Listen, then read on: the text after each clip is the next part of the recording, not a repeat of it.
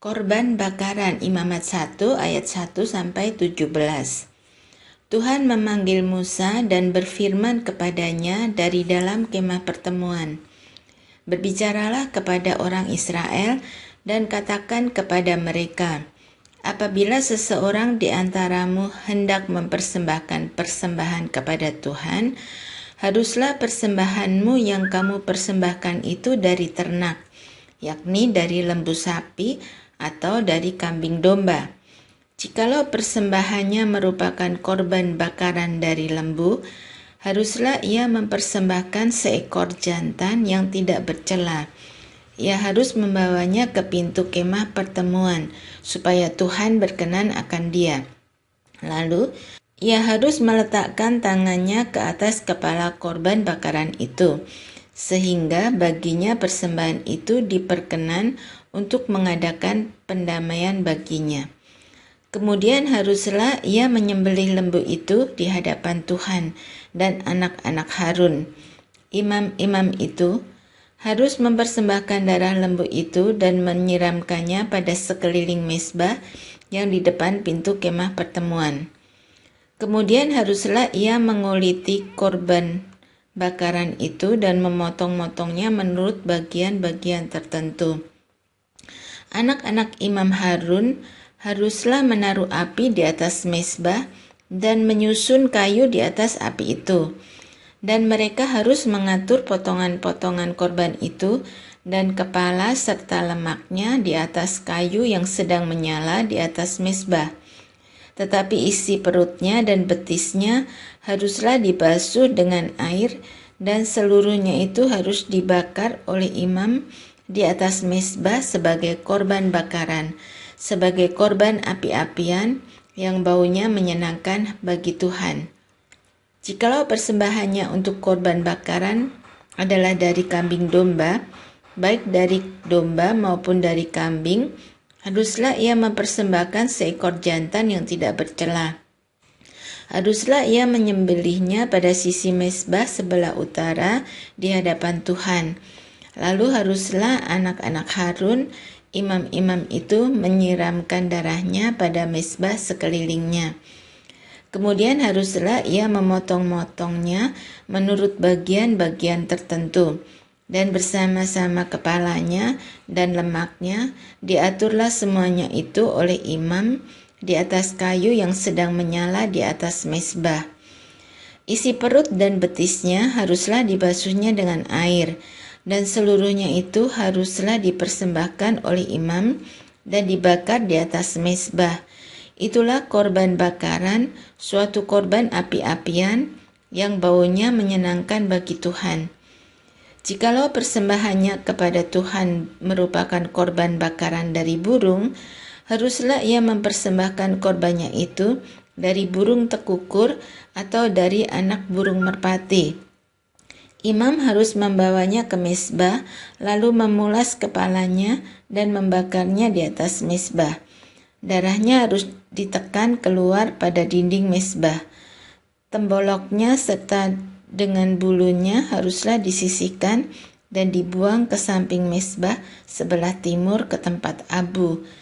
Dan ia harus mencabik burung itu pada pangkal sayapnya, tetapi tidak sampai terpisah. Lalu imam harus membakarnya di atas mezbah, di atas kayu yang sedang terbakar. Itulah korban bakaran, suatu korban api-apian yang baunya menyenangkan bagi Tuhan. Korban sajian Imamat 2 ayat 1-16. Apabila seseorang hendak mempersembahkan persembahan berupa korban sajian kepada Tuhan, hendaklah persembahannya itu tepung yang terbaik, dan ia harus menuangkan minyak serta membubuhkan kemenyan ke atasnya. Lalu korban itu harus dibawanya kepada anak-anak Harun, imam-imam itu. Setelah diambil dari korban itu tepung segenggam dengan minyak beserta seluruh kemenyannya, maka imam haruslah membakar semuanya itu di atas mezbah sebagai bagian ingat-ingatan korban itu, sebagai korban api-apian yang baunya menyenangkan bagi Tuhan. Korban sajian selebihnya adalah teruntuk bagi Harun dan anak-anaknya, yakni bagian maha kudus dari segala korban api-apian Tuhan. Apabila engkau hendak mempersembahkan persembahan berupa korban sajian dari apa yang dibakar di dalam pembakaran roti, haruslah itu dari tepung yang terbaik, berupa roti bundar yang tidak beragi, yang diolah dengan minyak, atau roti tipis yang tidak beragi, yang dioles dengan minyak. Jikalau persembahanmu merupakan korban sajian dari yang dipanggang di atas panggangan, haruslah itu dari tepung yang terbaik, diolah dengan minyak, berupa roti yang tidak beragi. Korban itu harus dipotong-potong, lalu kau tuangkanlah minyak ke atasnya. Itulah korban sajian. Jikalau persembahanmu merupakan korban sajian dari yang dimasak di dalam wajan, haruslah itu diolah dari tepung yang terbaik bersama-sama minyak. Maka korban sajian yang diolah menurut salah satu cara itu haruslah kau persembahkan kepada Tuhan, yakni harus disampaikan kepada imam yang membawanya ke mezbah. Kemudian imam harus mengkhususkan dari korban sajian itu bagian ingat-ingatannya, lalu membakarnya di atas mezbah sebagai korban api-apian yang baunya menyenangkan bagi Tuhan. Korban sajian selebihnya adalah bagian Harun dan anak-anaknya, yakni bagian maha kudus dari segala korban api-apian Tuhan. Suatu korban sajian yang kamu persembahkan kepada Tuhan, janganlah diolah beragi, karena dari ragi atau dari madu tidak boleh kamu membakar sesuatu pun sebagai korban api-apian bagi Tuhan. Tetapi sebagai persembahan dari hasil pertama, boleh kamu mempersembahkannya kepada Tuhan, hanya janganlah dibawa ke atas mezbah menjadi bau yang menyenangkan. Dan tiap-tiap persembahanmu yang berupa korban sajian, haruslah kau bubuhi garam. Janganlah kau lalaikan garam perjanjian Allahmu dari korban sajianmu. Beserta segala persembahanmu, haruslah kau persembahkan garam. Jikalau engkau hendak mempersembahkan korban sajian dari hulu hasil kepada Tuhan, haruslah engkau mempersembahkan bulir gandum yang dipanggang di atas api, emping gandum baru sebagai korban sajian dari hulu hasil gandummu. Haruslah kau bubuh minyak dan kau taruh kemenyan ke atasnya, itulah korban sajian. Haruslah imam membakar sebagai ingat-ingatannya sebagian dari emping gandumnya dan minyaknya berserta seluruh kemenyannya sebagai korban api-apian bagi Tuhan. Korban keselamatan, Imamat 3 ayat 1-17. Jikalau persembahannya merupakan korban keselamatan, maka jikalau yang dipersembahkannya itu dari lembu, seekor jantan atau seekor betina, haruslah ia membawa yang tidak bercela ke hadapan Tuhan. Lalu ia harus meletakkan tangannya di atas kepala persembahannya itu dan menyembelihnya di depan pintu kemah pertemuan.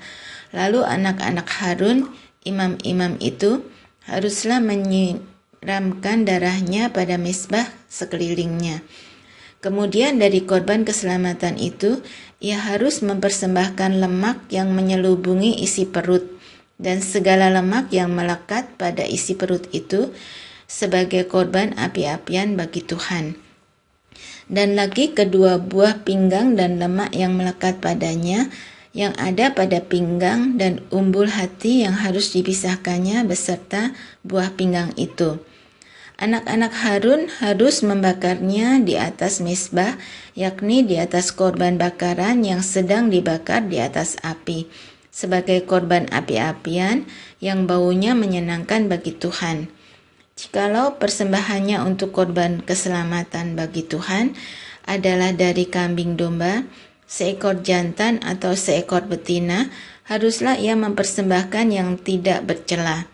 Jikalau ia mempersembahkan seekor domba sebagai persembahannya, ia harus membawanya ke hadapan Tuhan.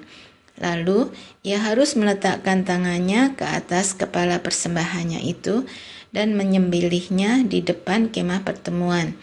Lalu anak-anak Harun harus menyiramkan darahnya pada mezbah sekelilingnya. Kemudian dari korban keselamatan itu, ia harus mempersembahkan lemaknya sebagai korban api-apian bagi Tuhan, yakni segenap ekornya yang berlemak yang harus dipotong dekat pada tulang belakang dan lemak yang menyelubungi isi perut, dan segala lemak yang melekat pada isi perut itu. Dan lagi kedua buah pinggang dan lemak yang melekat padanya, yang ada pada pinggang dan umbai hati yang harus dipisahkannya beserta buah pinggang itu. Imam harus membakarnya di atas mezbah sebagai santapan berupa korban api-apian bagi Tuhan. Jikalau persembahannya seekor kambing, ia harus membawanya ke hadapan Tuhan. Lalu, ia harus meletakkan tangannya di atas kepala kambing itu dan menyembelihnya di depan kemah pertemuan. Lalu anak-anak Harun harus menyiramkan darahnya pada mezbah sekelilingnya.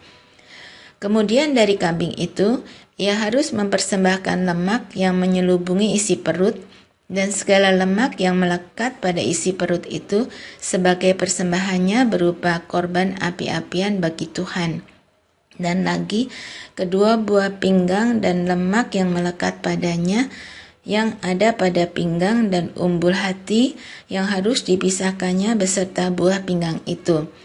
Imam harus membakar semuanya itu di atas mezbah sebagai santapan berupa korban api-apian menjadi bau yang menyenangkan. Segala lemak adalah kepunyaan Tuhan. Inilah suatu ketetapan untuk selamanya bagi kamu turun-temurun di segala tempat kediamanmu. Janganlah sekali-kali kamu makan lemak dan darah. Korban penghapus dosa. Imamat 4 ayat 1 sampai Imamat 5 ayat 13. Tuhan berfirman kepada Musa, "Katakanlah kepada orang Israel, apabila seseorang tidak dengan sengaja berbuat dosa dalam sesuatu hal yang dilarang Tuhan, dan ia memang melakukan salah satu daripadanya, maka jikalau yang berbuat dosa itu imam yang diurapi, sehingga bangsanya turut bersalah, haruslah ia mempersembahkan kepada Tuhan karena dosa yang telah diperbuatnya itu seekor lembu jantan muda yang tidak bercela sebagai korban penghapus dosa. Ia harus membawa lembu itu ke pintu kemah pertemuan ke hadapan Tuhan. Lalu ia harus meletakkan tangannya ke atas kepala lembu itu dan menyembelih lembu itu di hadapan Tuhan. Imam yang diurapi itu harus mengambil sebagian dari darah lembu itu, lalu membawanya ke dalam kemah pertemuan. Imam harus mencelupkan jarinya ke dalam darah itu dan memercikkan sedikit dari darah itu 7 kali di hadapan Tuhan di depan tabir penyekat tempat kudus. Kemudian imam itu harus membubuh sedikit dari darah itu pada tanduk-tanduk mezbah pembakaran ukupan dari wangi-wangian yang ada di hadapan Tuhan di dalam kemah pertemuan, dan semua darah selebihnya harus dicurahkannya ke dalam bagian bawah mezbah korban bakaran yang di depan pintu kemah pertemuan. Segala lemak lembu jantan korban penghapus dosa itu harus dikhususkannya dari lembu itu, yakni lemak yang menyelubungi isi perut dan segala lemak yang melekat pada isi perut itu. Dan lagi, kedua buah pinggang dan lemak yang melekat padanya yang ada pada pinggang dan umbai hati yang harus dipisahkannya beserta buah pinggang itu. Sama seperti yang dikhususkan dari lembu korban keselamatan, imam harus membakar semuanya di atas mezbah korban bakaran. Adapun kulit lembu jantan itu dan segala dagingnya, beserta kepala dan betisnya dan isi perutnya dan kotorannya.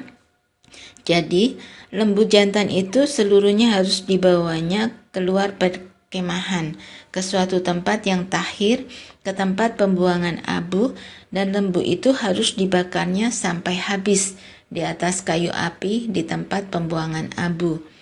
Jikalau yang berbuat dosa dengan tak sengaja itu segenap umat Israel dan jemaah tidak menyadarinya sehingga mereka melakukan salah satu hal yang dilarang Tuhan dan mereka bersalah, maka apabila dosa yang diperbuat mereka itu ketahuan, haruslah jemaah itu mempersembahkan seekor lembu jantan yang muda sebagai korban penghapus dosa. Lembu itu harus dibawa mereka ke depan kemah pertemuan. Lalu para tua-tua umat itu harus meletakkan tangan mereka di atas kepala lembu jantan itu di hadapan Tuhan. Dan lembu itu harus disembelih di hadapan Tuhan. Imam yang diurapi harus membawa sebagian dari darah lembu itu ke dalam kemah pertemuan. Imam harus mencelupkan jarinya ke dalam darah itu dan memercikannya 7 kali di hadapan Tuhan di depan tabir. Kemudian dari darah itu harus dibubuhnya sedikit pada tanduk-tanduk mezbah yang di hadapan Tuhan di dalam kemah pertemuan. Dan semua darah selebihnya harus dicurahkannya kepada bagian bawah mezbah korban bakaran yang di depan pintu kemah pertemuan. Segala lemak harus dikhususkannya dari lembu itu dan dibakarnya di atas mezbah. Beginilah harus diperbuatnya dengan lembu jantan itu, seperti yang diperbuatnya dengan lembu jantan korban penghapus dosa. Demikianlah harus diperbuatnya dengan lembu itu. Dengan demikian, imam itu mengadakan pendamaian bagi mereka, sehingga mereka menerima pengampunan.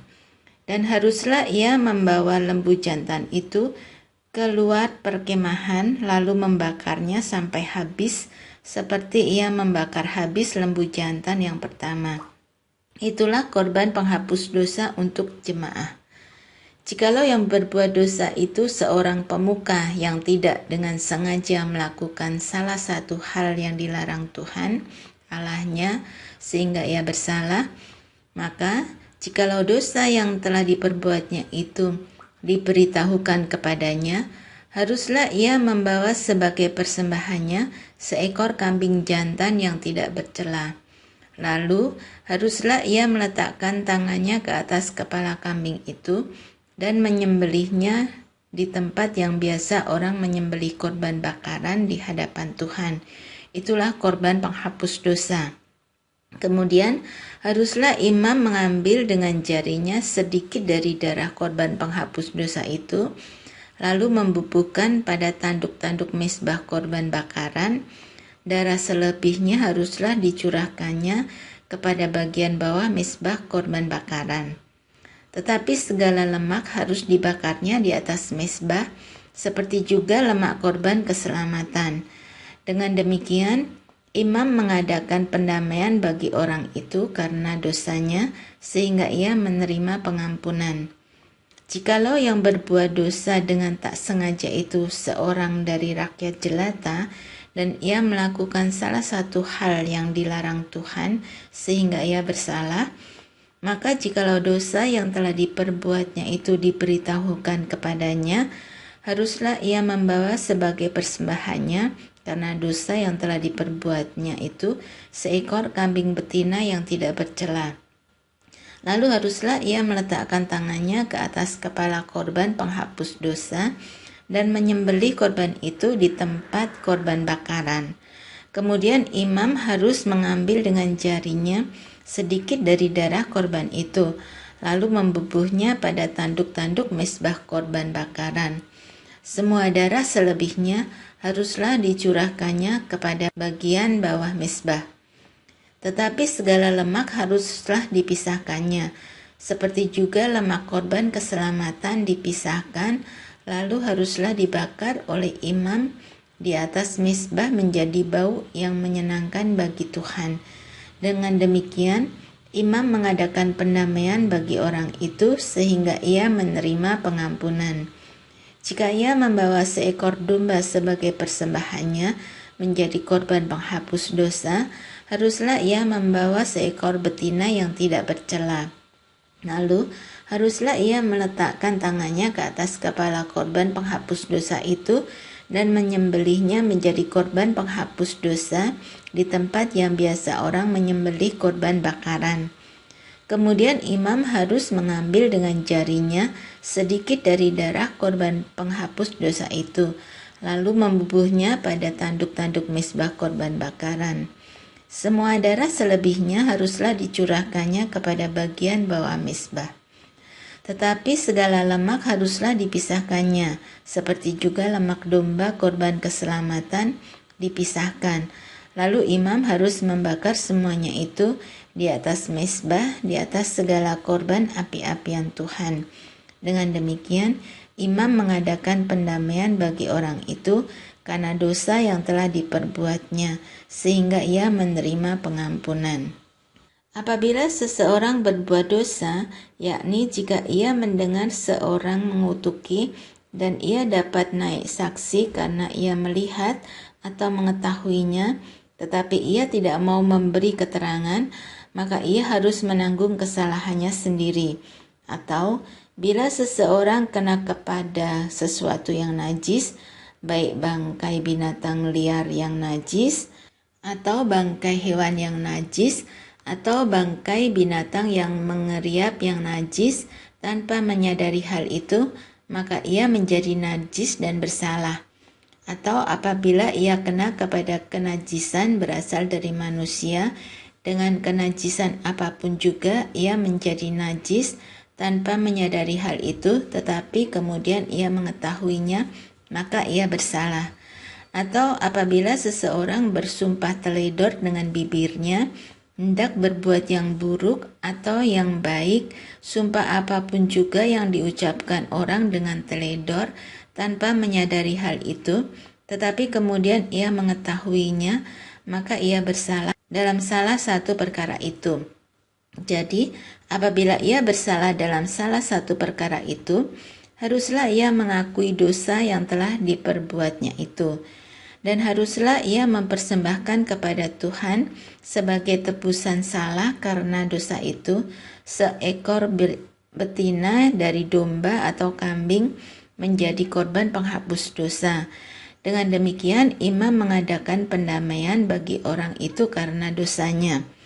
Tetapi jikalau ia tidak mampu untuk menyediakan kambing atau domba, maka sebagai tebusan salah karena dosa yang telah diperbuatnya itu, haruslah ia mempersembahkan kepada Tuhan 2 ekor burung tekukur atau 2 ekor anak burung merpati, yang seekor menjadi korban penghapus dosa dan yang seekor lagi menjadi korban bakaran. Haruslah ia membawanya kepada imam, dan imam itu haruslah lebih dahulu mempersembahkan burung untuk korban penghapus dosa itu, dan haruslah ia memulas kepalanya pada pangkal tengkuknya, tetapi tidak sampai terpisah.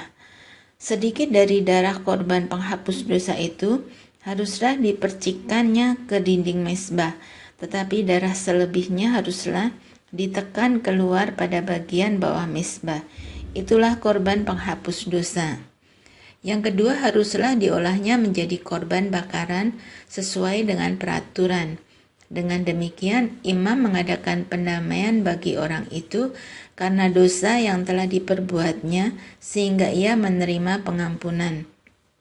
Tetapi jikalau ia tidak mampu menyediakan 2 ekor burung tekukur atau 2 ekor anak burung merpati, maka haruslah ia membawa sebagai persembahannya karena dosanya itu 1/10 eva tepung yang terbaik menjadi korban penghapus dosa. Tidak boleh ditaruhnya minyak dan dibubuhnya kemenyan di atasnya, karena itulah korban penghapus dosa. Lalu haruslah itu dibawanya kepada imam, dan imam itu haruslah mengambil daripadanya segenggam sebagai bagian ingat-ingatannya, lalu membakarnya di atas mezbah, di atas segala korban api-apian Tuhan. Itulah korban penghapus dosa. Dengan demikian, imam mengadakan pendamaian bagi orang itu karena dosanya dalam salah satu perkara itu, sehingga ia menerima pengampunan. Selebihnya adalah bagian imam, sama seperti korban sajian.